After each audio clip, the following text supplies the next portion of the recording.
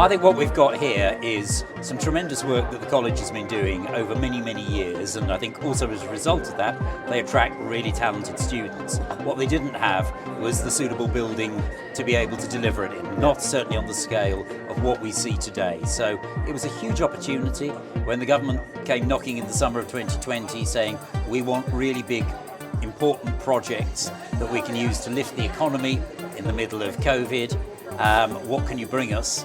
And collectively in Kent, we came together and said, here are a number of really important projects, and right up there among those was this project at North Kent College. As one of the younger politicians, I recognise that this is a sector that we really need to look after. So through things like the Getting Building Fund, which has helped to build this incredible studio and space that you guys have here at North Kent College. But I'm also working alongside kind of colleagues at DCMS as well to look at what we can do through the funds that we have available, like the Levelling Up Fund and the Towns Fund, to make sure that the creative arts really are represented there as well.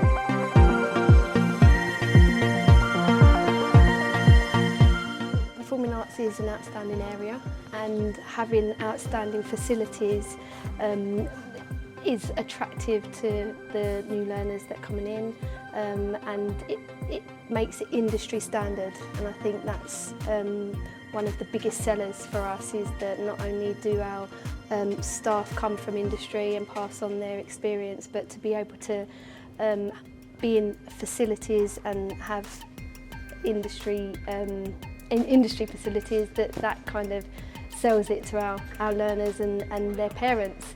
I think, yeah, we are outstanding, and now to have this amazing building takes it to that next level.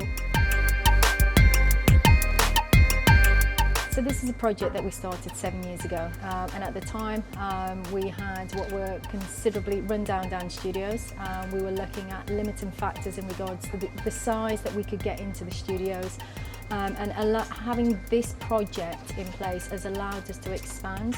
It's allowed us to expand into a musical theatre pathway. It's created more opportunities with various pathways, which allows us to bring actually in more specialist staff.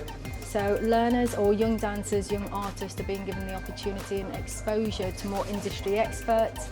They're working in what now would be considered some of the best dance facilities here in the southeast.